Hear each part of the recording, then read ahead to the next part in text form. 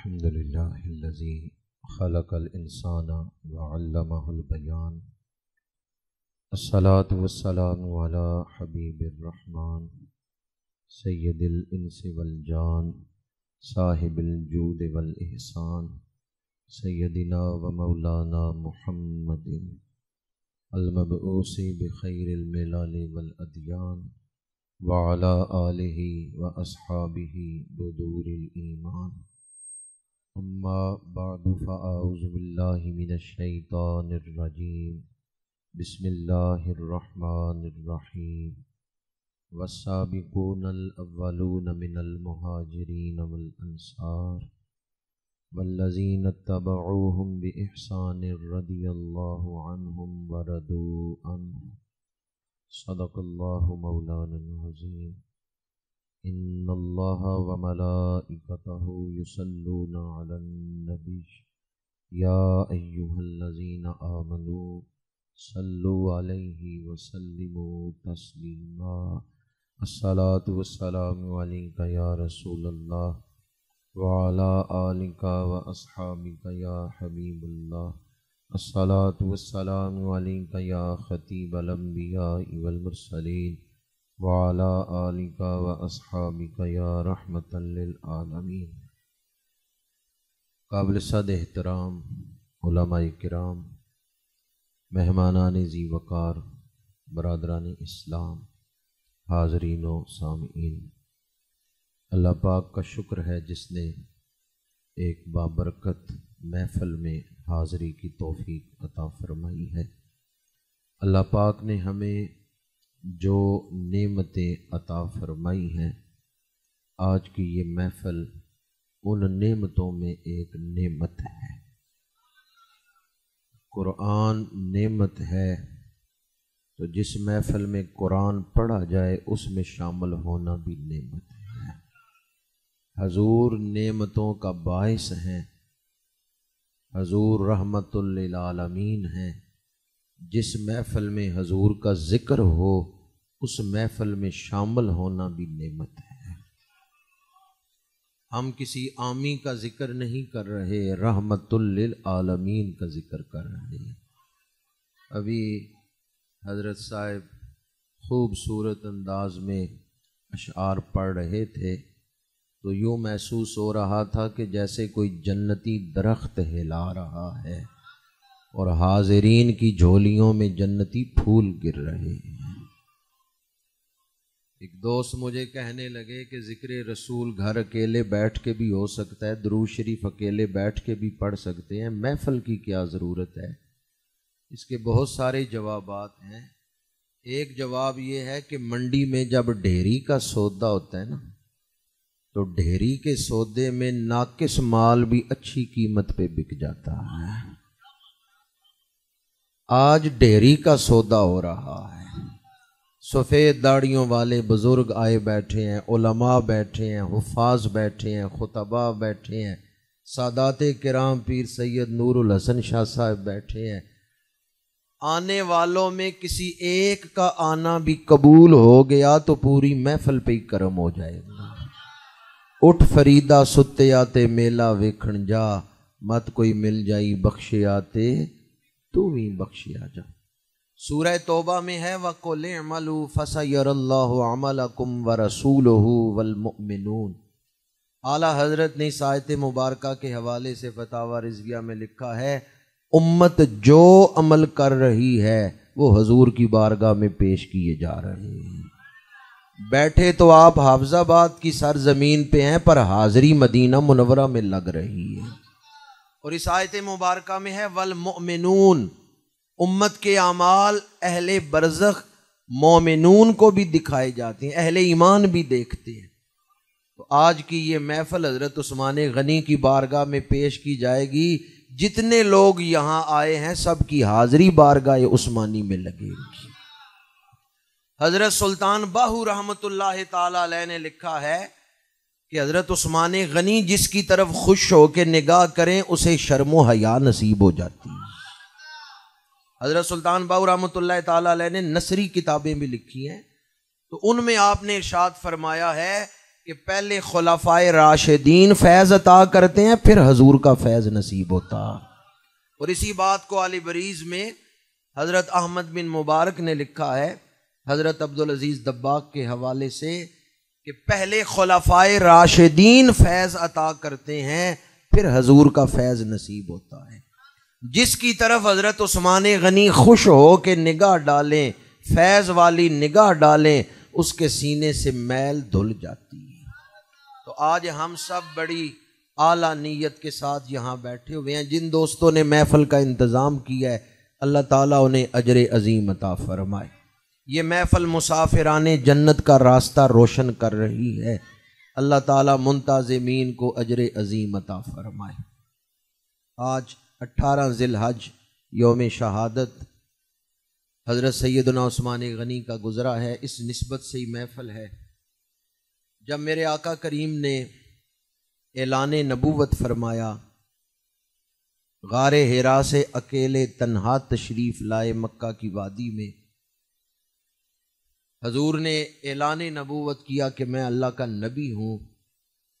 اس وقت میں موجود نہیں تھا کہ خدمت کرتا، اور آپ لوگ بھی نہیں تھے کہ حضور کا ساتھ دیتے۔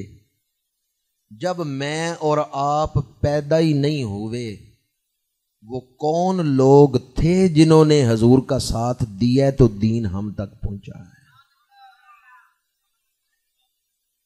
جب میں اور آپ پیدا ہی نہیں ہوئے، وہ کون خوش نصیب تھے جنہوں نے مشکل دور میں حضور کا ساتھ دیا ہے؟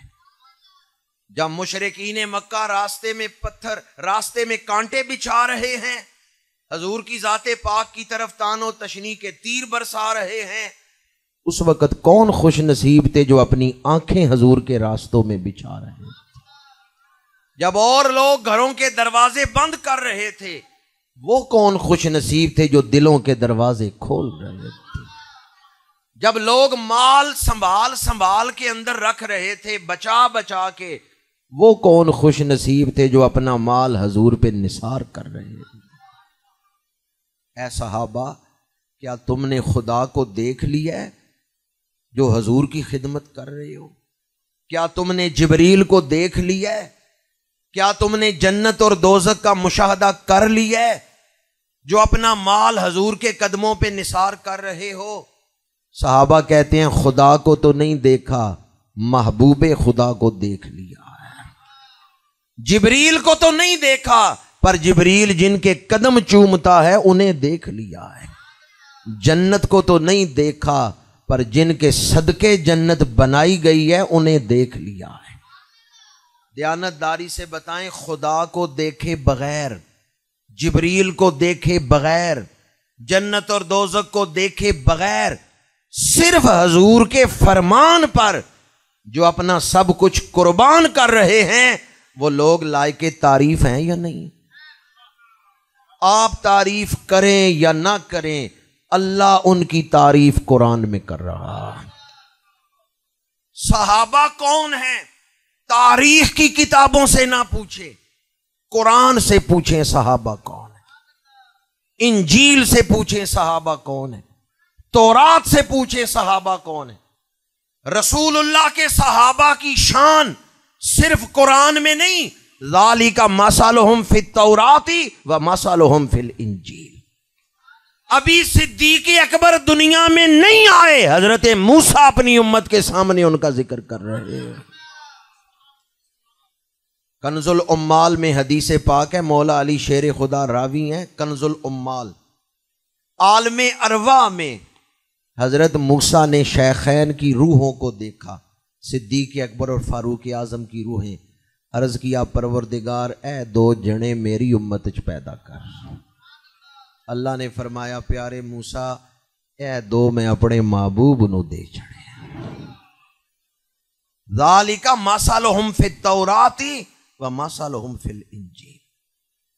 آج لوگ ذاکروں سے پوچھتے ہیں صحابہ کون ہیں، واعظوں سے پوچھتے ہیں صحابہ کون ہیں۔ جس نے دین بیان کرنے کو پیشہ بنایا ہے اسے کیا پتا صحابہ کون؟ دو بندے ہیں، ایک بندہ وہ ہے جس نے دین کو ذریعہ بنایا ہے دنیا کمانے کا، دوسرا وہ ہے جس نے اپنی دنیا دین پر لٹا دی ہے. دونوں برابر ہو سکتے ہیں؟ ایک وہ جس نے دین کو ذریعہ بنایا دنیا کمانے، گھر میں نکلنے سے پہلے کہتے ہیں اتنے پیسے بھیج دو پھر آؤں گا کربلا سنانے کے لیے. خون حسین کا سودا کر کے آتے ہیں بیان. انہیں کیا پتا ابو بکر کون ہے، انہیں کیا پتا فاروق اعظم کون ہے، عثمان غنی کون. نہ واعظوں سے پوچھے، نہ خطیبوں سے پوچھے، نہ ذاکروں سے پوچھے، نہ مورخین سے پوچھے کہ صحابہ کون ہیں. صحابہ قرآنی شخصیات. میری کیا اوقات میں ان ہستیوں کی شان بیان کروں جنہیں اللہ نے ایمان کا ماڈل قرار دیا ہے. فَإِنْ آمَنُوا بِمِثْلِ مَا آمَنْتُمْ بِهِ فَقَدْ اهْتَدَوْا. اگر لوگ صحابہ کی طرح ایمان لائیں گے پھر ان کا ایمان قبول ہوگا. وَإِذَا قِيلَ لَهُمْ آمِنُوا كَمَا آمَنَ النَّاسُ. صحابہ کا ایمان معیار ہے قرآن کے نزدیک. اور جو آیت میں نے پڑھی اس میں اللہ پاک نے صحابہ کی شان بیان کرتے ہوئے فرمایا وَالسَّابِقُونَ الْأَوَّلُونَ مِنَ الْمُهَاجِرِينَ وَالْأَنصَارِ.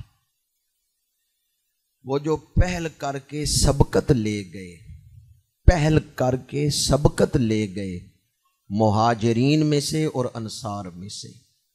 وَالَّذِينَ اتَّبَعُوهُمْ بِإِحْسَانٍ. اور جنہوں نے ان کی پیروی کی. کیا کیا؟ یہ جو لفظ ہے نا وَالَّذِينَ اتَّبَعُوهُمْ، اس نے شان صحابہ کو عرشوں سے اونچا کر دیا ہے. 4 چاند لگا دیے ہیں شان صحابہ کو. بڑی مشہور آیت ہے، آپ سب کو یاد ہوگی، قُلْ إِن كُنتُمْ تُحِبُّونَ اللَّهَ. آپ کو آتی ہے اس لیے آپ نے پڑھ دیا فَاتَّبِعُونِی یُحْبِبْکُمُ اللَّہ. محبوب اعلان کر دیجیے اگر تم اللہ کی محبت چاہتے ہو میری اتباع کرو. کس کی اتباع کرنی ہے؟ اللہ کے رسول کی. جو آیت میں نے خطبے میں پڑھی ہے اس میں قرآن کہہ رہا ہے جس نے صحابہ کی اتباع کی. اب یہ 2 آیتیں ہیں، صیغہ ایک، مصدر ایک ہے، صیغے مختلف. ایک میں ہے رسول کی اتباع فَاتَّبِعُونِی، دوسری آیت میں ہے وَالَّذِينَ اتَّبَعُوهُمْ، جنہوں نے صحابہ کی اتباع کر لی. دونوں قرآن کی آیتیں ہیں. اب سوال یہ ہے اتباع کس کی کرنی ہے، رسول کی یا صحابہ کی؟ مفسرین کہتے ہیں دونوں آیتوں میں تضاد نہیں، مطابقت ہے. اور مطابقت کیا ہے؟ جو رسول کی اتباع کرنا چاہتا ہے اسے صحابہ کی اتباع کرنا ہوگی. صحابہ کو چھوڑ کر کوئی رسول تک پہنچ ہی نہیں سکتا.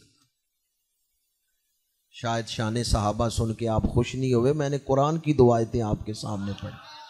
مزید آسان کر کے بیان کر رہا ہوں. رسول اللہ کو چھوڑ کر کوئی خدا تک نہیں پہنچ سکتا اور صحابہ کو چھوڑ کے کوئی مصطفیٰ تک نہیں پہنچ سکتا. حضور گواہ ہیں اللہ کی عظمتوں کے اور صحابہ گواہ ہیں رسول کی عظمتوں کے. خدا تک پہنچنا ہے تو دروازہ مصطفیٰ پہ آنا ہوگا اور حضور تک پہنچنا ہے تو صحابہ کی غلامی کرنا ہوگا. صحابہ کو چھوڑ کے کوئی حضور تک پہنچ سکتا؟ صحابہ کو معمولی نہ لینا، لائٹلی نہ لینا. ہاتھ جوڑ کے عرض کر رہا ہوں کبھی سوچنا بھی نہ کہ ہم صحابہ پر بحث کر سکتے ہیں. صحابی نے یہ عمل کیوں کیا، صحابی نے یہ عمل کیوں کیا. صحابہ پر بحث کا دروازہ بند. صحابہ پر بحث کا دروازہ. خمینی کا انقلاب آیا تھا نا ایران میں، وہ صرف ایران تک نہیں تھا، اس وقت تک 10 ملکوں میں شیعت پھیل چکی ہے. پاکستان کے بھی 2 صوبے مبتلا ہو چکے ہیں اس میں. اندرون سندھ جائیں اور بلوچستان جا کے دیکھیں. وجہ کیا ہے؟ وجہ یہ ہے وہ صحابہ پر بحث کا دروازہ کھولتے ہیں. میں آپ کے سامنے قرآن بیان کر رہا ہوں والذین اتبعوہم بإحسان، جنہوں نے صحابہ کی پیروی کی اللہ ان پہ راضی ہو گیا. علماء بیٹھے ہیں، اگر قرآن نہیں تو میرا گریبان پکڑ لے، مجھے لاؤڈ سپیکر سے ہٹا دے، میں قرآن پڑھ رہا ہوں. جنہوں نے صحابہ کی پیروی کی، والذین اتبعوہم، یہ ہم ضمیر کس کی طرف لوٹ رہی ہے؟ سابقون الاولون کی طرف۔ امام کی نماز قبول ہی نہ ہو، مقتدی کی قبول ہو جائے گی۔ ایک آدمی گیا ڈاکٹر صاحب کے پاس، ڈاکٹر صاحب نے پی ایچ ڈی کی ہوئی ہے، ایم بی بی ایس کی ہے۔ کہنے لگا ڈاکٹر صاحب آپ نے پرائمری کا امتحان پاس کیا ہوا ہے؟ پوچھ سکتا ہے؟ لوگ حیران ہو کے کہیں گے اس نے ایم اے کیا، ایم بی بی ایس کیا، ایم فل کیا، پی ایچ ڈی کی، وہ ڈاکٹر ہے اور تو پوچھ رہا ہے کہ دوسری جماعت کا امتحان پاس کیا یا نہیں۔ اگر کسی پی ایچ ڈی شخص سے یہ پوچھیں کہ دوسری کا یا تیسری کا امتحان آپ نے پاس کیا یا نہیں، سوال کرنے والے پر لوگ افسوس کریں گے تجھے پتہ ہی نہیں اس نے پی ایچ ڈی کر رکھی ہے، تو تیسری جماعت کا پوچھ رہے۔ لوگ کہہ رہے ہیں صحابہ دیانتدار تھے یا نہیں، سچ بولتے تھے یا نہیں۔ قرآن کہہ رہے اللہ نے انہیں امت کا مقتدا بنا دیا ہے۔ والذین اتبعوہم، وہ تو امت کے مقتدا بنا دیے گئے، جو ان کی پیروی کرے اللہ ان پہ راضی ہے۔ پیچھے چلنے والوں پہ اللہ راضی ہے تو آگے چلنے والوں پہ رب کتنا راضی ہوگا۔ صحابہ پہ بحث کی اجازت، صحابہ پہ بحث کی گنجائش، ایک اصول کی بات سمجھا رہا ہوں، صحابہ میں آپس کا اختلاف جو ہے نا یہ روایتوں میں مل جاتا ہے، لیکن یاد رکھیں جہاں کہیں اختلاف ہوا صحابہ نے خود اختلاف ختم کر کے پھر ایک متفقہ رائے اپنا لی ہے، امت کو اختلاف سے نکال کے وہ گئے ہیں۔ اگر یہاں میرا حضرت صاحب سے کسی مسئلے پہ اختلاف ہو جائے پھر ہم دونوں ایک ہی فیصلہ کر لیں کہ ہاں یہ فیصلہ ٹھیک ہے، تو باہر جا کے آپ لوگوں کو اختلاف بیان کرنا چاہیے یا متفقہ فیصلہ؟ متفقہ فیصلہ۔ تو مختلف مواقع پر اختلاف والی روایتیں ملتی ہیں، پر صحابہ نے امت پر احسان کیا ہے، پچھلوں کو اختلاف میں نہیں ڈال کے گئے، آپس میں اتحاد کر کے ایک متفقہ فیصلہ بھی دے کے گئے ہیں۔ اب جو اختلاف کو ہوا دے رہا ہے وہ اسلام کے ساتھ دشمنی کر رہا ہے۔ ہمارا ایمان تاریخ کی کتابوں پر نہیں، ہمارا ایمان قرآن پر ہے۔ اور اصول یاد رکھیں، جہاں قرآن اور تاریخ آپس میں ٹکرائے آپ نے کس کو ماننا ہے، تاریخ کو یا قرآن کو؟ اگر اس وقت قرآن کو چھوڑ کے قرآن کے خلاف تاریخ کو ترجیح دیں کافر ہو جائے۔ جس کو ایمان پیارا ہے وہ تو سوچ بھی نہیں سکتا کہ صحابہ پہ تنقید کرے۔ اللہ آپ سب کو عمرہ نصیب کرے۔ کعبے کے سامنے ایک پتھر پڑا ہوا ہے جس پہ حضرت ابراہیم کے پیروں کا نشان ہے، مقام ابراہیم۔ حاجیوں کو حکم ہے کعبے کا طواف کر کے 2 نفل آ کے یہاں پڑھو۔ جب مقام ابراہیم کی زیارت کریں تو نظر کیا آتا ہے؟ حضرت ابراہیم کے پیر یا پیروں کا نشان؟ پیر نہیں نظر آتے، پیروں کا 4,500 سال پہلے، 4,500 سال پہلے پتھر پہ نبی کے پیروں کا نشان لگا۔ آج اس کی زیارت کریں برکت ملتی ہے۔ زیارت کس کی کر رہے ہیں، پیروں کی یا نشان قدم کی؟ نبی کے نشان قدم کی زیارت کریں، فضیلت ملے، برکت ملے، تو جو حضرت ابراہیم کے چہرے کی زیارت کریں۔ اور جنہیں حضرت ابراہیم مانگیں یا اللہ شانوں والا رسول بھیج دے، جو استاج دار ختم نبوت کی محفل میں بیٹھ کے زیارت کرے، ان کو کیا کچھ ملتا ہوگا۔ سوچنا بھی نہ کہ صحابہ کے بارے میں اعتراض۔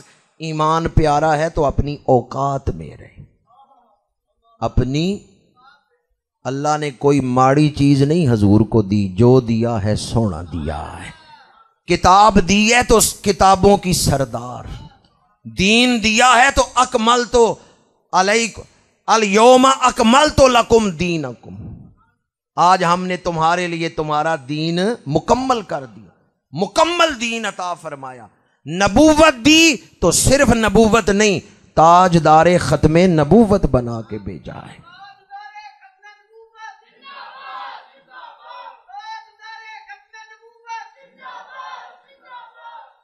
مسند امام احمد میں حدیث پاک ہے، میرے آقا کریم نے فرمایا اللہ نے مخلوق کے دلوں پر نظر کی، جو دل سب سے پیارے نظر آئے انہیں اپنی نبوت عطا فرمائی۔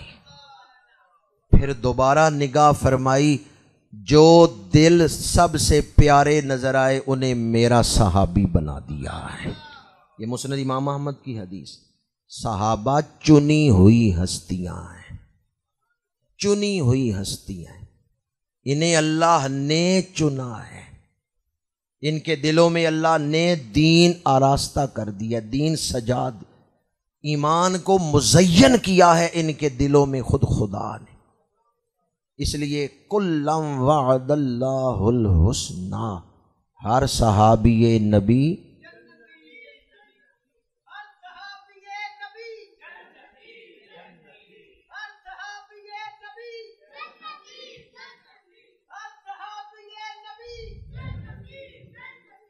کم و بیش 1.25 لاکھ صحابہ ہیں۔ ادب سب کا واجب ہے، لیکن فضیلت میں سارے برابر نہیں۔ وہ 1.5 صحابہ جنہوں نے بیعت رضوان کی ہے، وہ 1.25 لاکھ صحابہ میں سب سے زیادہ شان والے ہیں۔ وہ 1.5 صحابہ جنہوں نے صلح حدیبیہ کے موقع پر حضور کی بیعت کی، جسے بیعت رضوان کہتے ہیں، یہ 1.5 1.25 لاکھ کے اندر سب سے زیادہ شان والے۔ پھر یہ 1.5 بھی برابر نہیں، ان میں 313 زیادہ شان والے ہیں جو بدر میں حضور کے ساتھ تھے۔ پھر وہ 313 برابر نہیں، ان میں 10 شان والے ہیں جن کا نام لے کے حضور نے ایک محفل میں جنتی ہونے کا اعلان کیا۔ میرا اور آپ کا فیصلہ قیامت کے دن ہوگا، وہ کتنے خوش نصیب ہیں جن کا فیصلہ حضور نے دنیا میں سنا دیا ہے۔ آخر کوئی تو بات ہے کہ ان کا فیصلہ دنیا میں سنا دیا ہے۔ وہ 10 صحابہ جن کا نام لے کے ایک محفل میں جنتی ہونے کا اعلان کیا ہے، عشرہ مبشرہ، یہ 313 میں زیادہ شان والے ہیں۔ پھر یہ 10 بھی برابر نہیں، ان میں خلفائے راشدین کی شان زیادہ ہے۔ اور آج ہم جس ہستی کا ذکر کر رہے ہیں، یہ خلفائے راشدین میں 3 نمبر پر ہے۔ ترتیب دوبارہ بیان کر رہا ہوں، 1.25 لاکھ میں بیعت رضوان والے 1.5 اونچی شان رکھتے ہیں۔ پھر ان 1.5 میں 313 جو بدری صحابہ ہیں وہ اونچی شان رکھتے ہیں۔ پھر بدری صحابہ میں 10 مبشرہ کی شان زیادہ ہے۔ پھر ان 10 کے اندر خلفائے راشدین کی شان زیادہ ہے، اور خلفائے راشدین کے سردار سیدنا صدیق اکبر ہیں۔ دوسرے نمبر پہ حضرت فاروق اعظم کی شان ہے، تیسرے نمبر پہ حضرت عثمان غنی کی، اور چوتھے نمبر پہ حضور حیدر کرار شیر خدا کرم اللہ تعالی وجہ الکریم۔ ہم حضور حیدر کرار کو تمام صحابہ سے افضل مانتے ہیں، سوائے ان 3 کے جن کی بیعت مولا علی نے کی ہے۔ یہ جو 3 صحابہ ہیں، حضرت صدیق اکبر، فاروق اعظم، عثمان غنی، یہ مولا علی سے افضل ہیں، باقی تمام صحابہ سے مولا علی افضل ہے۔ مسئلہ سمجھ آ گیا آپ کو؟ یہ جو 3 خلفائے راشدین ہیں جن کی بیعت کی ہے مولا علی نے، جن کے پیچھے نمازیں پڑھی ہیں مولا علی نے، اور آپ جانتے ہیں مولا علی کی نماز کی شان کیا ہے؟ ایک نماز رہ جائے ڈوبا ہوا سورج تو 25 سال نمازیں پڑھی ہیں ان 3 صحابہ کے پیچھے مولا علی۔ کتنے سال؟ 2.25 سال حضرت صدیق اکبر کے پیچھے، 10 سال حضرت فاروق اعظم کے پیچھے، اور 12 سال حضرت عثمان غنی کے پیچھے۔ 25 سال مولا علی کی ایک نماز رہ جائے ڈوبا ہوا سورج لٹایا جاتا ہے۔ 25 سال کی نمازوں کے بارے میں کیا خیال ہے؟ جو اصحاب ثلاثہ کی بے ادبی کرتے ہیں انہیں حیا کرنی چاہیے مولا علی کی نمازوں کی۔ مولا علی شیر خدا کے دروازے کا جو کتا ہے نا، اس کے قدموں کی خاک مجھ سے افضل اعلیٰ ہے۔ میں اپنے آپ کو شیر خدا کے دروازے کے کتے کی قدموں کی خاک کے برابر بھی نہیں سمجھتا، لیکن میں ہر امام کے پیچھے نماز نہیں پڑھتا۔ میں جب کسی کے پیچھے نماز پڑھوں تو دیکھ لیتا ہوں یہ نماز پڑھانے کی شرائط رکھتا ہے، پڑھا سکتا ہے یا نہیں، کیونکہ مجھے اپنی نماز کی فکر ہے، بھلا میری اوقات کیا ہے۔ مولا علی شیر خدا کے کتے کے قدموں، دروازے کے کتے کے قدموں کی خاک مجھ سے افضل ہے۔ میں ہر امام کے پیچھے نہیں پڑھتا، مولا علی دیکھے بغیر ہی 25 سال پڑھتے رہے۔ آپ کو اپنی نمازوں کی فکر ہے، مولا علی کو نہیں تھی۔ جو اصحاب ثلاثہ کی بے ادبی کرتا ہے وہ مولا علی کا گستاخ ہے۔ جو حضرت صدیق اکبر فاروق اعظم عثمان غنی کی بے ادبی کرتا ہے وہ حضور حیدر کرار کا گستاخ ہے۔ حضور حیدر کرار شیر خدا کو مانتے ہیں تو اہل سنت و جماعت ہی مانتے ہیں۔ میں نے یہ نہیں کہا کہ اہل سنت و جماعت بھی مانتے ہیں، اہل سنت و جماعت ہی مانتے ہیں۔ یہ ایک الگ عنوان ہے، اس کی تشریح میں نہیں جا رہا چونکہ موضوع حضرت عثمان غنی کا ہے۔ ترتیب میں حضرت عثمان غنی کی فضیلت کیا ہے؟ جو خاص صحابہ ہیں ان میں جو خاص صحابہ ہیں، آپ خاصوں میں خاص ہیں۔ آج جس ہستی کا ذکر کر رہے ہیں وہ عام ہستی نہیں۔ خلفائے راشدین جو ہیں یہ تمام صحابہ میں افضل ہیں، اور خلفائے راشدین میں تیسرا نمبر ہے حضرت عثمان غنی شیر خدا کا۔ میرے آقا کریم کے ساتھ ان کی رشتہ داری کیا ہے؟ حضرت عثمان غنی کی نانی جان ہے ام حکیم بیضا، یہ سگی جڑواں بہن ہیں حضرت عبداللہ کی۔ ہمارے آقا کریم کے والد گرامی کا نام کیا ہے؟ حضرت عبداللہ۔ حضور کی سگی پھوپھی ام حکیم بیضا یہ نانی ہے حضرت عثمان غنی، اور یہ حضرت عبداللہ کی جڑواں بہن۔ ایک حمل سے، جس حمل سے حضرت عبداللہ کی ولادت ہوئی ہے اسی حمل سے حضرت عثمان غنی کی نانی جان ام حکیم بیضا ان کی ولادت ہوئی ہے۔ جو حضرت عثمان غنی کی نانی ہے وہ رسول اللہ کی پھوپھی ہے، سگی پھوپھی ہے۔ تو پھر حضرت عثمان غنی کی والدہ کیا لگتی ہیں؟ پھوپھی زاد بہن۔ اور حضرت عثمان غنی اس رشتے سے حضور کے کیا لگتے ہیں؟ بانجے۔ قریبی رشتہ ہے یا نہیں؟ جنہیں حضور کا خاندان ہونے، قریبی رشتہ ہونے کی وجہ سے ادب کرنے کا خیال آتا ہے وہ یہاں خیال کریں کہ کتنا قریبی رشتہ ہے حضور کے ساتھ۔ آیت میں نے پڑھی سابقون الاولون کا ذکر ہے کہ سابقون الاولون کون ہیں؟ بعض نے کہا بدر تک جنہوں نے کلمہ پڑھا، اور بعض نے کہا صلح حدیبیہ تک جنہوں نے کلمہ پڑھا، سب سابقون الاولون۔ یہ تفاسیر کے اندر موجود ہے، بدری صحابہ تک سب سابقون الاولون ہیں، کیونکہ من المہاجرین والانصار، تو انصار تو مدنی دور میں تھے۔ اور بعض مفسرین کے نزدیک بیعت رضوان تک 1500 صحابہ سابقون الاولون میں ہیں۔ یہ جو 1500 صحابہ سابقون الاولون میں ہیں، آپ کو پتہ ہے ان میں حضرت عثمان غنی کا نمبر کیا ہے؟ کلمہ پڑھنے میں آپ سے پہلے صرف 3 مردوں نے کلمہ پڑھا ہے، چوتھے نمبر پہ حضرت عثمان غنی نے کلمہ پڑھا۔ شروع دور میں جب کلمہ پڑھنا آسان نہیں تھا، آج 2 ارب کلمہ گو ہیں، آج اسلام قبول کرنا مشکل نہیں۔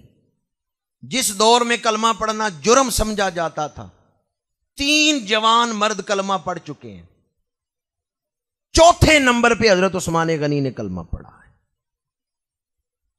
حضرت عثمان غنی ابتدائی دور میں، اور آپ کو دعوت دی ہے کلمہ پڑھنے کی حضرت سیدنا صدیق اکبر رضی اللہ تعالیٰ عنہ نے۔ حضرت عثمان غنی نے ایک دفعہ بھی نہیں کہا کہ میں سوچ کے بتاتا ہوں، ایک دفعہ بھی نہیں کہا کل فیصلہ کریں گے، انکار نہیں کیا، دیر بھی نہیں کی۔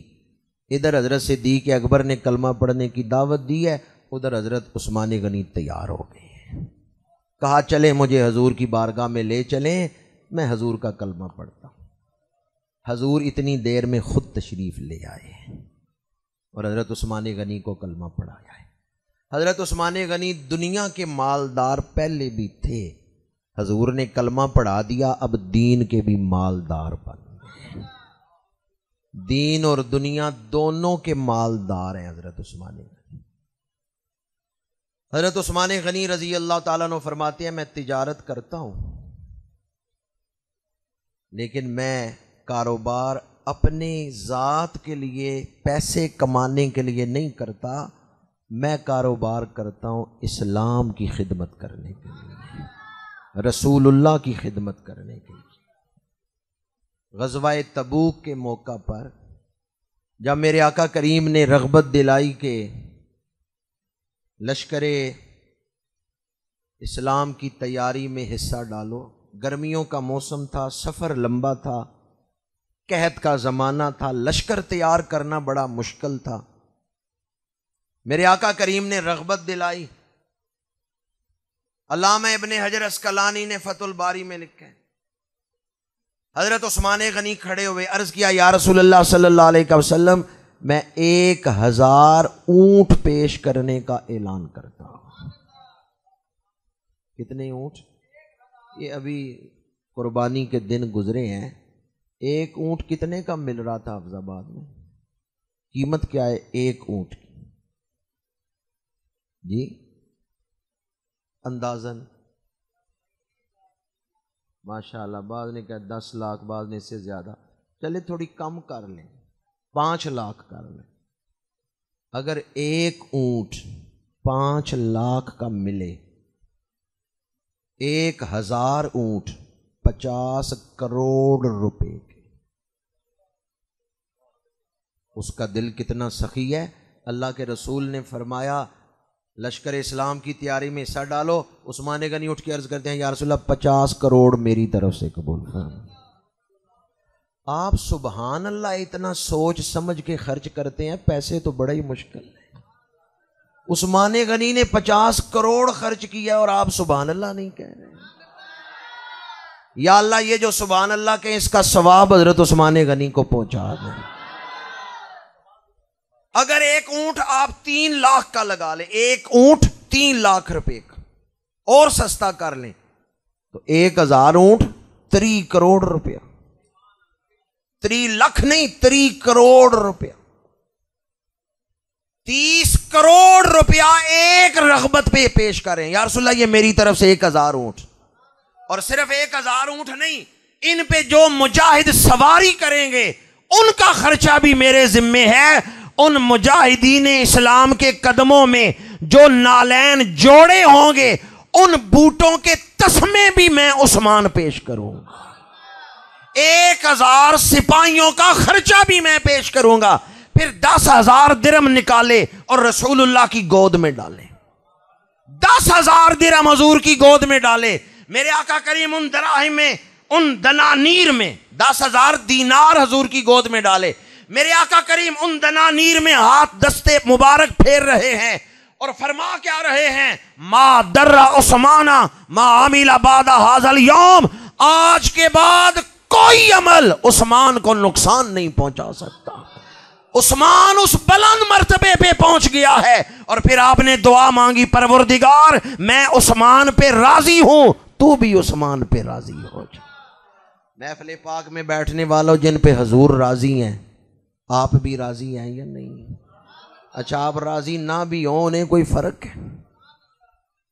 انہیں کوئی فرق نہیں پڑے گا آپ راضی نہ بھی ہوں، چونکہ اللہ ان پر راضی ہے، اللہ کا رسول ان پر راضی ہے۔ رضی اللہ عنہم ورضوا عنہ۔ آج اس دور میں بعض سنی شعر گو بھی ایسے ہیں جنہوں نے کہا کہ رضی اللہ کہنے والے ہور ہون گے، میں نام نہیں لیتا کس نے یہ پڑھا جی، ان کا معذرت کر دی انہوں نے، ٹھیک ہے انہوں نے معذرت کر دی ہوگی، وہ معذرت والا کلپ تو سب نے نہیں نہ سنا، اس لیے مسئلہ بیان کرنا ضروری ہے تاکہ مسئلہ سمجھ آ جائے۔ رضی اللہ کہنے والے ہور ہون گے، اس لیے میں ان کا نام بھی تو نہیں لے رہا، میں تو صرف مسئلہ بیان کر رہا ہوں۔ رضی اللہ عنہم ورضوا عنہ، اگر کوئی اس کو حقیر سمجھ کے بیان کرے گا کافر ہو جائے گا۔ اب آپ مجھے مسئلہ بتائیں، یہاں تجدید ایمان ہوگا یا معذرت ہوگی؟ یہاں تجدید ایمان ہوگا، معذرت نہیں ہوگی۔ جب کوئی قرآن کی آیت میں آنے والے لفظ کو تحقیر، اللہ ان سے راضی ہوگا تو کوئی بات نہیں، خیر ہے جی، ہم ان کی تنقید کر سکتے ہیں، اللہ بے شک ان پہ راضی ہے۔ جس نے رضی اللہ عنہم کو ہلکا جانا، معمولی جانا، کافر ہو جائے گا، کیونکہ وہ قرآن کی تصغیر کر رہے، قرآن کی تحقیر کر رہا ہے۔ کوئی مجھے یہ بتائے حضرت علی رضی اللہ عنہ ہیں یا نہیں؟ آپ رضی اللہ عنہم سے مولا علی کو نکال سکتے ہیں؟ نہیں نکال سکتے۔ کس قدر جہالت کا دور ہے۔ حضرت عثمان غنی پر اللہ راضی ہے، اللہ کا رسول راضی ہے۔ اس لیے کوئی راضی ہو یا نہ ہو، جن پر اللہ راضی ہے، اللہ کا رسول راضی ہے، آج کل کا کوئی شخص ان پہ راضی نہ بھی ہو، انہیں کوئی فکر نہیں۔ ہاں، اپنا ایمان بچانے کے لیے ہمیں ان پر راضی ہونا ہوگا جن پر حضور راضی ہے۔ حضور راضی ہو، امتی راضی نہ ہو تو ایمان والا ہو سکتا ہے؟ مومن وہی ہے جو حضور کی رضا میں راضی ہے۔ حضرت عثمان غنی رضی اللہ تعالی عنہ نے ایک موقع پر نہیں، بلکہ حضرت عثمان غنی کی سخاوت کا دروازہ تو آج بھی کھلا ہوا ہے۔ مدینہ منورہ میں آج بھی ایک بینک اکاؤنٹ ہے جو آپ کے نام پر ہے، اور آپ کے باغ میں ایک عمارت بنائی گئی ہے، اس سے جو کرایہ آتا ہے وہ آپ کے اکاؤنٹ میں جاتا ہے، پھر مستحقوں میں تقسیم کیا جاتا ہے۔ بیر روما خریدا تو آپ نے، مسجد نبوی کی توسیع ہوئی تو آپ کے پیسوں سے۔ اللہ تعالیٰ نے آپ کے پیسے کو اپنے دین کے لیے قبول فرمایا ہے۔ یہ آپ کی شخصیت کا ایک پہلو ہے۔ دوسرا پہلو آج کے دن کے حوالے سے عرض کر رہا ہوں۔ آج پاکستان میں یوم تقدیس قرآن پاک منایا گیا۔ حضرت عثمان غنی نے امت کو قرات قریش پہ جمع فرمایا ہے۔ قرآن پاک میرے آقا کریم کے سینہ پاک پہ قرات قریش پہ نازل ہوا ہے، اور مختلف قراتوں پہ اسے لکھا جا رہا تھا اور اسے پڑھا جا رہا تھا، تو آپ نے پھر ایک قرات پہ لوگوں کو جمع فرمایا ہے۔ کتابی شکل میں قرآن پاک کو ایک جگہ جمع کیا ہے تو حضرت صدیق اکبر نے، اور پھر ایک قرات پہ جمع کیا ہے تو حضرت عثمان غنی نے۔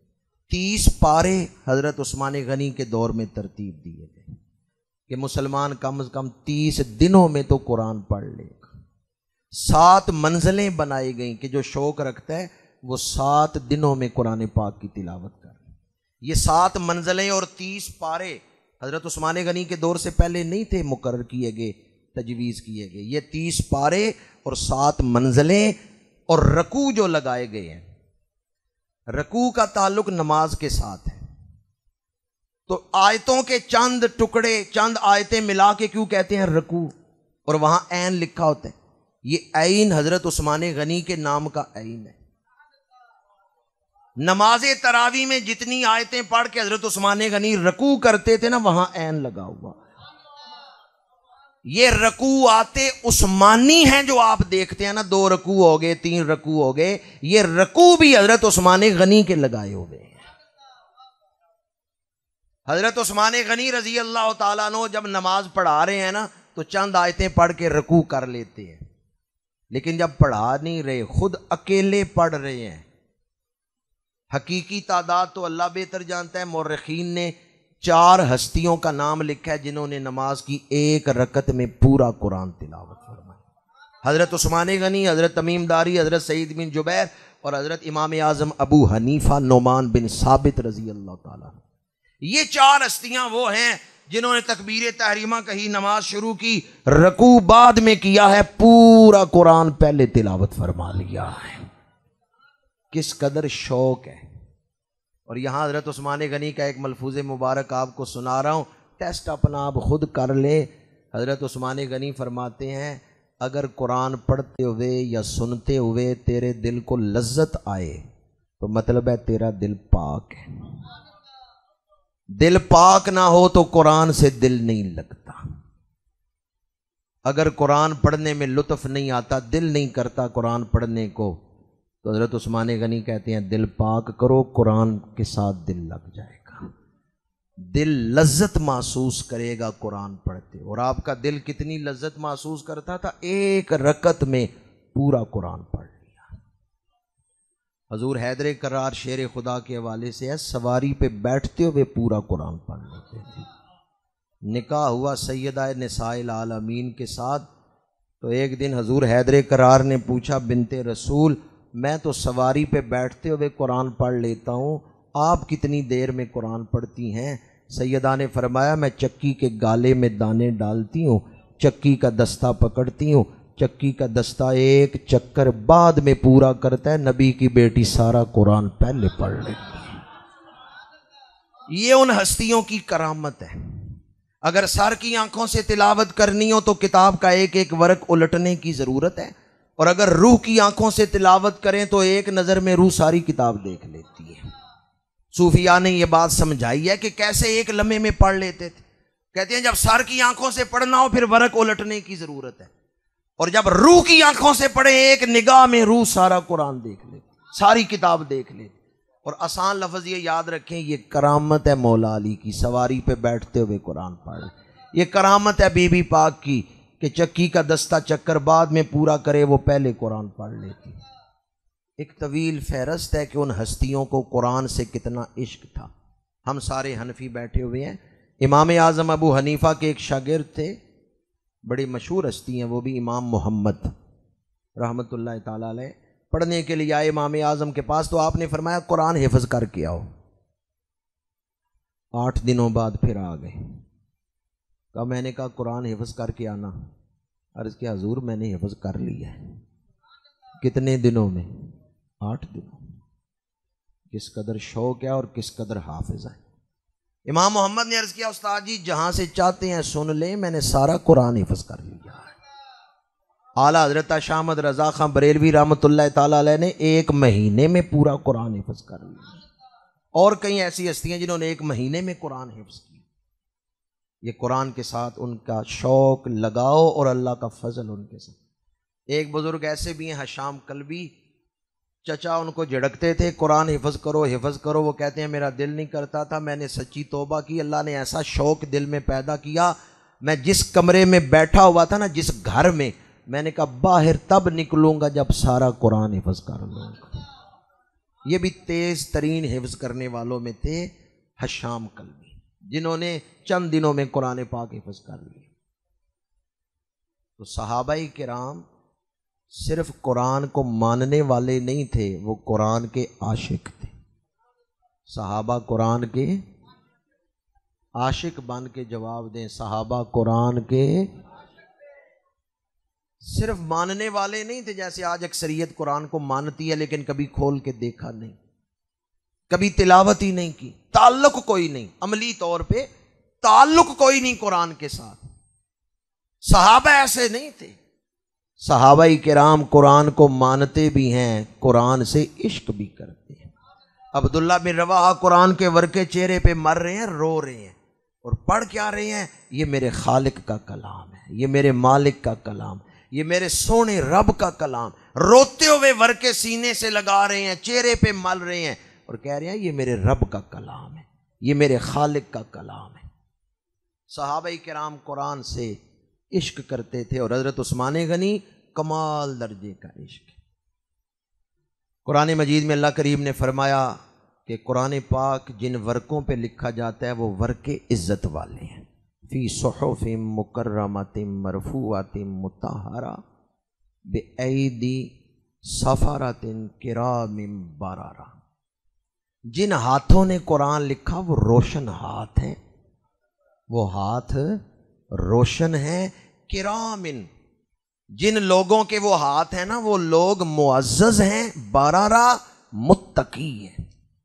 اس آیت کی تفسیر میں مفسرین نے لکھا ہے کہ جو کاتبین وحی ہیں، قرآن کہتا ہے رسول اللہ نے جن سے قرآن لکھوایا ہے وہ کاتبین وحی کرامن بررہ، معزز بھی ہیں، تقوی والے بھی ہیں۔ شیخ عبدالحق محدث دہلوی نے لکھا ہے حضرت عثمان غنی کاتبین وحی میں ہیں، مولا علی شیر خدا کاتبین وحی میں ہیں۔ جب یہ 2 ہستیاں محفل میں نہیں ہوتی تھیں پھر حضور حضرت زید بن ثابت کو حکم دیتے، وہ نہیں، پھر حضرت ابی بن کعب کو حکم دیتے، وہ قرآن لکھتے تھے۔ ان کے علاوہ بھی کاتبین وحی کی ایک طویل فہرست ہے، لیکن حضرت عثمان غنی، حضرت مولا علی شیر خدا یہ ان کاتبین میں صحیح سر فہرست ہے۔ قرآن کہتا ہے کرام بررہ، کتنے خوش نصیب ہیں وہ جنہیں اس وقت قرآن لکھنے کی سعادت ملی جس وقت قرآن اتر رہا تھا اور حضور لکھوا رہے تھے۔ خوش نصیب ہیں یا نہیں ہیں؟ اچھا، قیامت کے دن ان کے ساتھ کھڑا ہونا چاہتے ہیں؟ ام المومنین حضرت سیدہ عائشہ صدیقہ رضی اللہ تعالی عنہا کی روایت ہے، الماہر بالقرآن مع السفرۃ الکرام البررہ، میرے آقا کریم نے فرمایا جو قرآن کا ماہر ہو، یعنی قرآن سیکھے اور ماہر ہو، نزول آیات کا پتہ ہو، مسائل کا پتہ ہو، جو قرآن کا ماہر بن گیا، قیامت کے دن وہ کاتبین وحی کے ساتھ کھڑا کیا جائے گا۔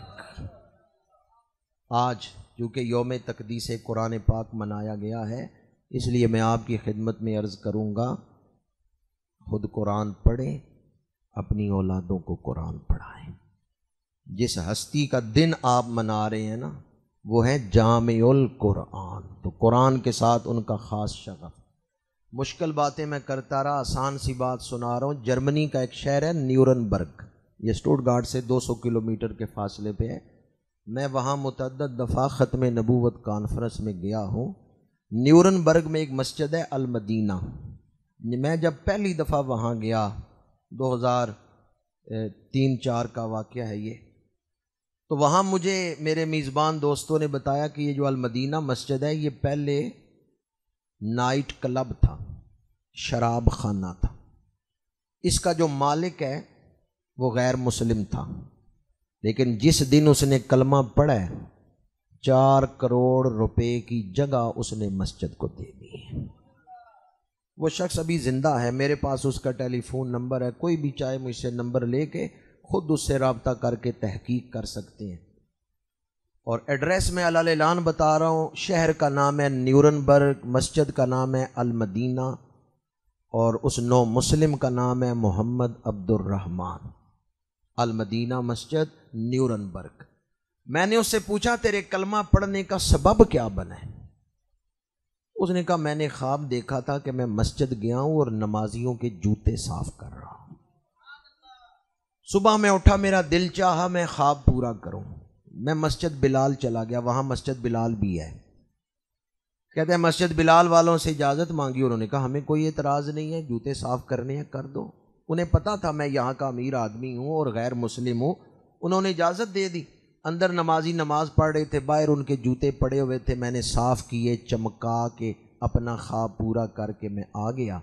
جس دن میں نے نمازیوں کے جوتے صاف کیے، اس رات خواب میں مجھے مکہ شہر کی زیارت۔ اب میرے دل میں اسلام کی محبت پیدا ہو گئی، میں نے ترجمے والا قرآن منگایا تاکہ میں پڑھوں تو صحیح اسلام کی دعوت کیا ہے، قرآن کس طرف بلاتا ہے۔ میں نے ترجمے کے ساتھ قرآن پڑھنا شروع کیا، دن 10-11 بجے بیٹھتا، رات 10-11 بجے تک مختلف وقفوں سے میں پڑھتا رہتا، میرا دل قرآن سے لگ گیا تھا۔ مجھے قرآن کی بولی فطرتی بولی لگی اور سمجھ آنے لگی کہ قرآن تو میرے اندر سے مخاطب ہے۔ کہتے ہیں والناس تک میں نے پورا قرآن پڑھ لیا۔ جس رات میرا ترجمہ قرآن مکمل ہوا، میں سو گیا، صبح اٹھا، بستر سے اتر رہا ہوں، کیا دیکھا دروازے میں حضور کھڑے ہیں۔ میں نے سمجھا میں خواب دیکھ رہا ہوں، پھر خیال آیا میں نیند میں تو نہیں، میں تو بستر سے اتر رہا ہوں۔ دوبارہ دروازے کی طرف دیکھا، رسول اللہ تشریف فرما ہے۔ اب آپ نے دعا کے لیے ہاتھ اٹھائے اور ہلتے ہوئے ہاتھ مجھے نظر آئے۔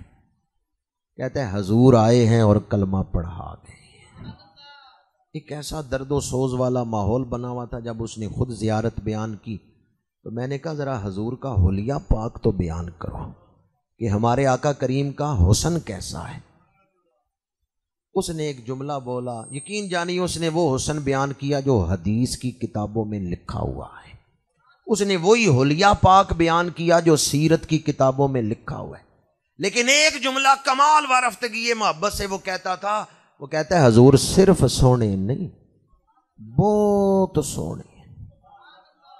آپ کا کیا خیال ہے؟ صرف سونے؟ اللہ نے حضور جیسا کوئی دوسرا حسین بنایا ہی نہیں، لم یاتی نذیروں کا فی نظر، مثلے تو نہ شد پیدا جانا، کوئی مثل نہیں ڈھولنی، چپ کر مہر علی ایتھے، حضور صرف سونے نہیں بہت سونے، حضور صرف سونے نہیں بے حد سونے، کوئی حد نہیں، حضور صرف سونے نہیں۔ یا اللہ جو یہ محبت سے بولے اسے آج رات حضور کا دیدار عطا فرما۔ شاعر دربار رسالت ہیں حضرت عبداللہ بن رواحہ، عرض کرتے ہیں یا رسول اللہ صلی اللہ علیہ وسلم، یہ حضور کی بارگاہ میں کھڑے ہو کے نعت پڑھ رہے ہیں عبداللہ بن رواحہ، یا رسول اللہ صلی اللہ علیہ وسلم آپ کوئی معجزہ نہ لے کے آتے، آپ کا چہرہ ہی بتا رہے آپ اللہ کے رسول بن کے آئے۔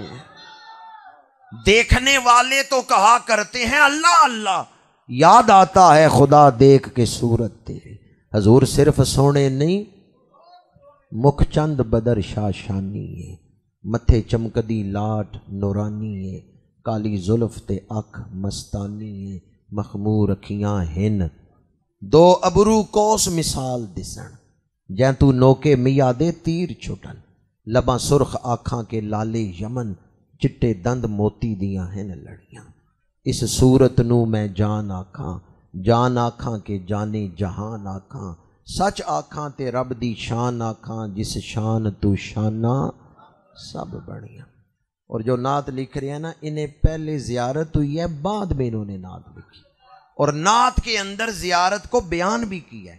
لاؤ مکتی مخطط برد یمن، من بھانوری جھلک دکھاؤ سجن، اوہ مٹھیاں گالیں الاؤ مٹھن، جو ہمراہ وادی سن کریں۔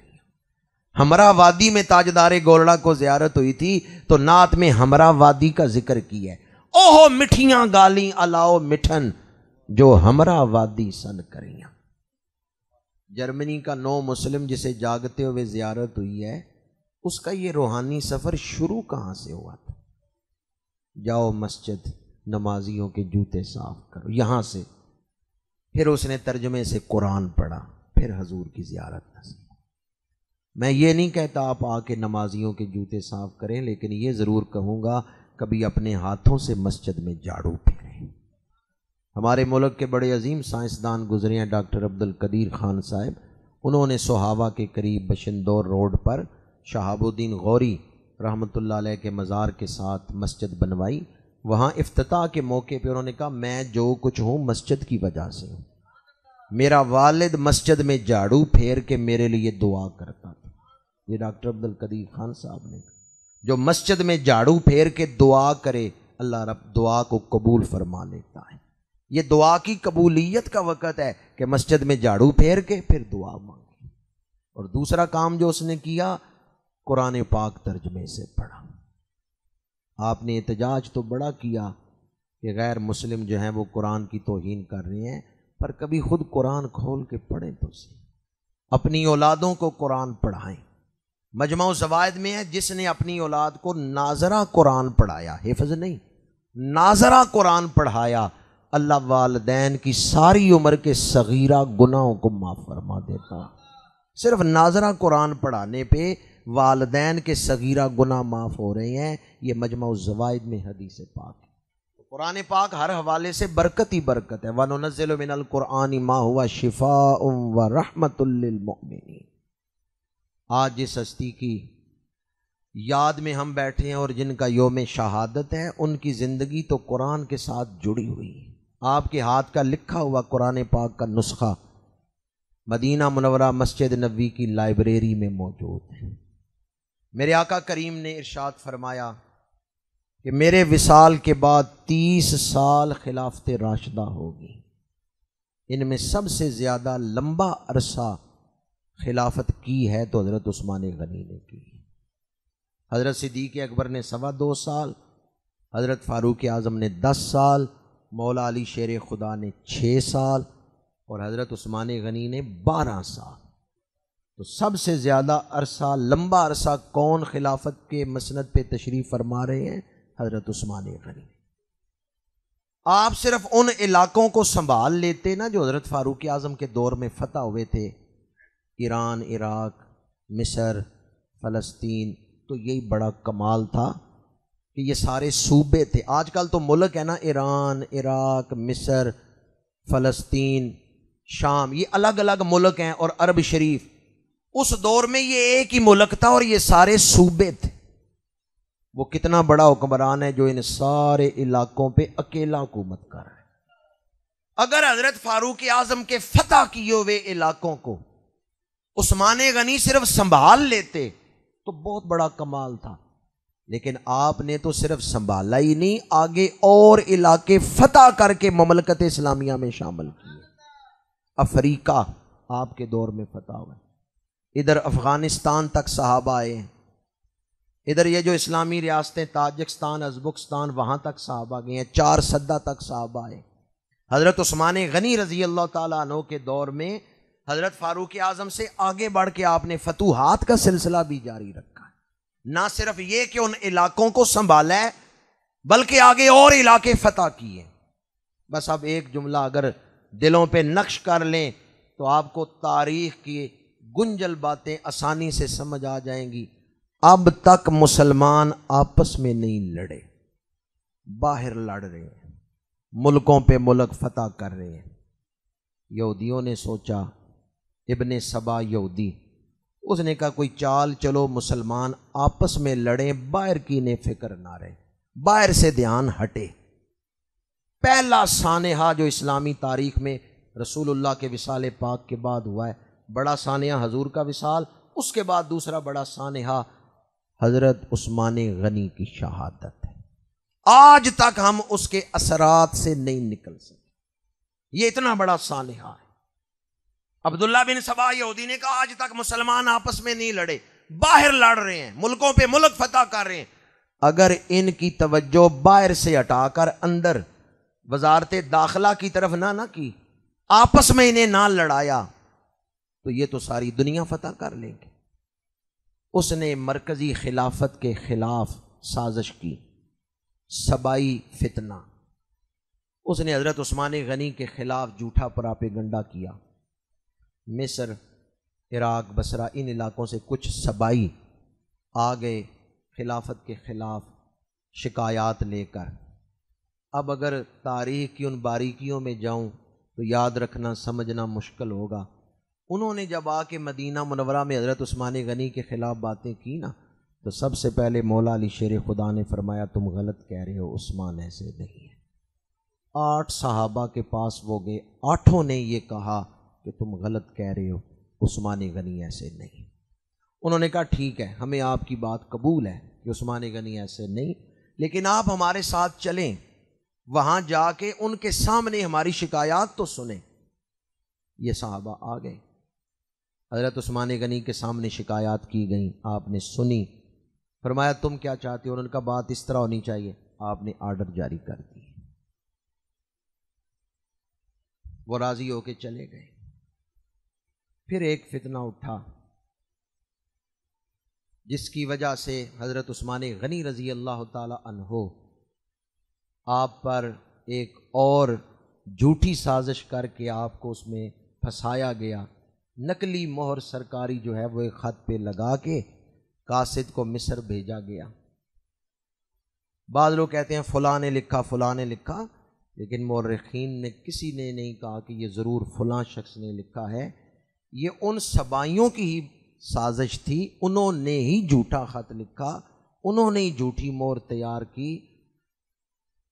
وقت نہیں کہ میں مثال دے کے آپ کو سمجھاؤں، اشارہ کر رہا ہوں، حافظ آباد سے گجرانوالا جانا ہو تو کئی راستے ہیں۔ اب جس راستے سے وہ قافلہ سرکاری خط لے کے جا رہا تھا، بعد والے قاصد نے اسی راستے سے تو نہیں جانا تھا، اس نے تو دوسرے راستے سے جانا تھا۔ اگر حضرت عثمان غنی بھیجتے یا مرکزی حکومت کی طرف سے دوسرا خط بھیجا جاتا تو وہ پہلے راستے جس پر قافلہ جا رہا تھا اس سے وہ قاصد نہ جاتا، دوسرے راستے سے جاتا۔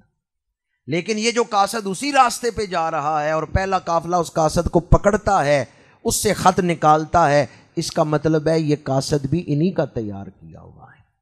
خط لے کے واپس آ گئے کہ ہمیں تو مطالبات مان کے آپ نے آرڈر جاری کر دیے، بعد میں ہمارے خلاف آپ نے خط لکھ دیا۔ حضرت عثمان غنی نے فرمایا کہ میں نے ایسا نہیں کیا۔ اب بھی جو صحابہ کرام تھے مدینہ منورہ میں، انہوں نے حضرت عثمان غنی کے حق میں گواہی دی کہ عثمان ایسے نہیں۔ مدینہ منورہ کی اکثریت حج کرنے مکے گئی ہوئی. حضرت عثمان غنی سے کہا گیا آپ مدینہ منورہ چھوڑ دیں، مکے چلے جائیں. آپ نے فرمایا میں شہر رسول نہیں چھوڑ سکتا. کہا گیا آپ فوج بلائیں اور ان سبائیوں سے جنگ کریں. آپ نے فرمایا میں وہ پہلا خلیفہ نہیں بننا چاہتا جس نے شہر رسول میں تلوار چلائی. یہ عام شہر نہیں، یہ شہر رسول ہے. شہر مدینہ منورہ جاؤ تو عام شہر سمجھ کے نہ جانا کہ لاہور بھی ایک شہر ہے، کراچی بھی ایک شہر ہے، مدینہ منورہ بھی ایک شہر ہے. نا وہ شہر رسول. جو نالین آ جائیں نا حضور کے قدمین شریفین میں، نالین کا ادب فرض ہے. تو جس شہر میں حضور تشریف فرما ہو اس شہر کی شان کیا ہوگی. حرم کی زمین اور قدم رکھ کے چلنا، ارے سر کا موقع ہے او جانے والا. آپ نے فرمایا میں وہ پہلا خلیفہ نہیں بننا چاہتا جس نے شہر رسول میں خون ریزی کی. ادب کیا مدینہ منورہ کا، نہ شہر چھوڑا نہ فوج کو بلایا. بلوائیوں نے آپ پہ پانی بند کر دیا. مولا علی شیر خدا پانی لے کے گئے ہیں، بلوائیوں نے آپ کے مشکیزے پہ تیر چلائے ہیں. مولا علی نے اپنا امامہ شریف اونچا کیا ہے اور مکان کی چھت پہ حضرت عثمان غنی تشریف لائے ہیں. تو مولا علی فرماتے ہیں کہ اے عثمان گواہ رہنا، جب آپ پہ پانی بند کیا گیا میں علی پانی لے کے آیا تھا. کربلا میں حضرت عباس پانی لا رہے ہیں اور ادھر حضرت عثمان غنی کی شہادت سے پہلے خود مولا علی پانی لا رہے ہیں. حضرت عثمان غنی مکان کی چھت پہ تشریف لائے تو آپ نے فرمایا میری خاطر کوئی تلوار نہ نکالے، ان بلوائیوں سے جنگ نہ کریں. چونکہ آپ کی ترجیح یہ تھی کہ میں وہ پہلا خلیفہ نہ بنوں جس نے شہر رسول میں خون کی ندیاں بہائیں، تلوار چلائی. اس لیے وہاں مولا علی شیر خدا نے تلوار نہیں چلائی کہ خود حضرت عثمان غنی نے منع کیا. آپ عرب کی جو لغت کی ادب کی کتابیں ہیں نا وہ پڑھ کے دیکھیں.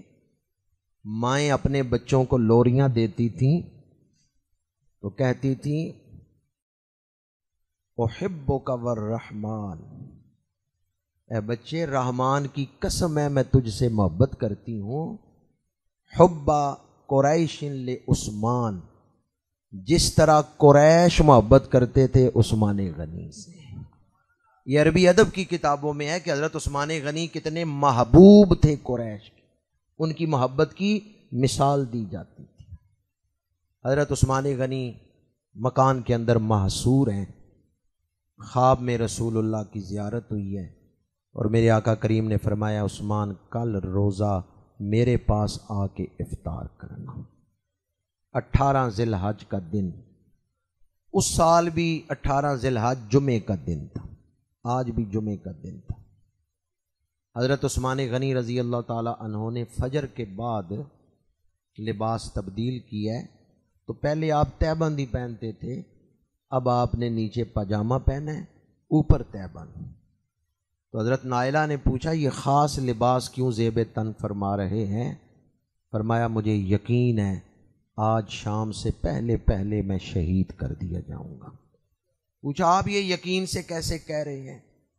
فرمایا مجھے کل رات خواب میں حضور نے دعوت دی ہے کہ عثمان کل افطاری میرے پاس آ کے کرنا. شیخین کریمین ساتھ تھے، اس لیے مجھے یقین ہے کہ آج میری شہادت ہو جائے گی. تہبند کے نیچے پاجامہ اس لیے پہنا کہ جب میں شہید ہوں تو ستر ننگا نہ ہو. آپ شرم و حیا کے پیک کرتے. 4 نسبتیں ہیں. جمعۃ المبارک کا دن ہے، مدینہ منورہ کی سرزمین ہے، منہ روزہ رکھا ہوا ہے، روزے کی حالت میں شہید ہوئے اور گود میں قرآن پاک ہے، قرآن پاک کی تلاوت کر رہے ہیں. بلوائیوں نے دروازے کو آگ لگائی، اندر داخل ہوئے، حضرت عثمان غنی تلاوت فرما رہے ہیں. عرب میں رواج تھا کہ اگر عورت اپنے سر سے چادر اتار کے بال ننگے کر کے دہائی دے تو عرب لوگ تلوار اٹھائی ہو نیچے کر لیتے. اب بلوائی ننگی تلواریں لے کے اندر داخل ہوئے. حضرت نائلہ نے سر سے چادر اتارنا چاہی، حضرت عثمان غنی نے ہاتھ پکڑ لیا، فرمایا میرا سر کٹتا ہے تو کٹ جائے، میری بیوی کا سر ننگا نہیں ہونا چاہیے. اے نائلہ خبردار، سر سے چادر نہ اتارنا، بال ننگے کر کے ان سے زندگی کی خیرات نہ مانگنا، اپنا سر ڈھانپے رکھو. میرا سر کٹتا ہے تو کٹ جائے، میری بیوی کا سر ننگا. آپ کیوں آستہ بول رہے ہیں؟ میں کون سا آپ سے وعدہ لے رہا ہوں؟ ہمارے ہاں تو لوگ شوق سے ننگے سر بیویوں کو میرج ہالوں میں لے کے جاتے ہیں، بازاروں میں لے کے جاتے ہیں ننگے سر. اور حضرت عثمان غنی اس مشکل وقت میں بھی فرما رہے ہیں نائلہ خبردار، سر سے چادر نہ اتارنا. آپ تلاوت قرآن میں مصروف ہیں.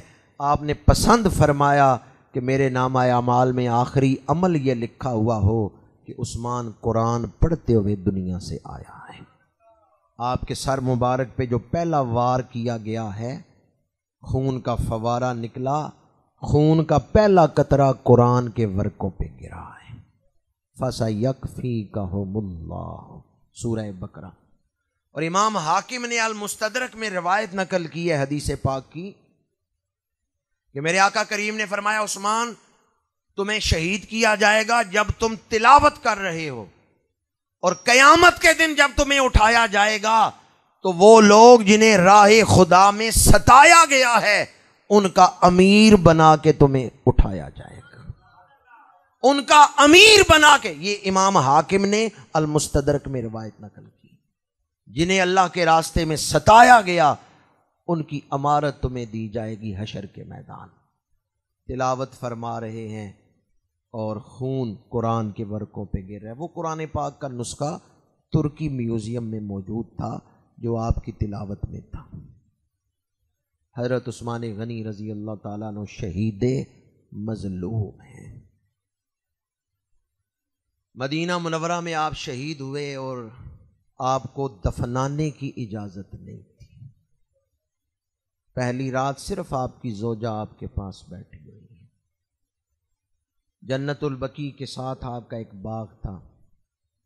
ایک دن آپ اس میں سیر فرما رہے تھے تو ایک جگہ زمین پہ بیٹھ گئے. کچھ دیر بیٹھے رہے. غلام ساتھ ہے. اس نے پوچھا حضور یہاں کیوں بیٹھ گئے ہیں؟ فرمایا یہاں اللہ کا ایک بندہ دفنایا جائے گا، اور جب آپ کی شہادت ہوئی تو آپ کو اسی جگہ دفنایا گیا ہے. حضرت عثمان غنی رضی اللہ تعالی عنہ، آپ نے جو اسلام کی خدمات سر انجام دیں آج بھی ہم ان سے مستفید ہو رہے ہیں، اور آپ نے جو کردار پیش کیا وہ ہمارے لیے نمونہ ہے. آپ کی ساری زندگی کا خلاصہ اور نچوڑ عشق رسول ہے، محبت رسول ہے، ادب رسول ہے. آپ نے ہی یہ مسئلہ امت کو بتایا کہ اللہ کی عبادت بعد میں ہے، حضور کا ادب پہلے ہے. میں اپنی گفتگو کو اس پیغام پر ہی سمیٹتا ہوں. موسم کی شدت کے باوجود ایک طویل وقت آپ نے محبت سے میری معروضات کو سماعت کیا. میں اکثر یہ بات کہتا ہوں کہ اگر بندہ غور کرے تو ایک بات بھی زندگی بدلنے کے لیے کافی ہے، اور بندہ غور نہ کرے تو لمبی لمبی تقریروں سے بھی کوئی فائدہ نہیں. نتیجہ میرے بیان کرنے سے نہیں نکلے گا، آپ کے غور کرنے سے. سورہ ملک میں ہے لو کننا نسمع او نعقل ما کننا فی اصحاب السعیر. دوزخی کہیں گے کہ ہم نے ڈرانے والوں کی بات پہ غور ہی نہیں کیا. اگر ہم غور کرتے تو دوزخی نہ ہوتے. پتہ چلتا ہے غور نہ کرنا دوزخ میں لے جائے گا. اللہ تعالیٰ اس دور کے فتنوں سے ہمیں محفوظ فرمائے.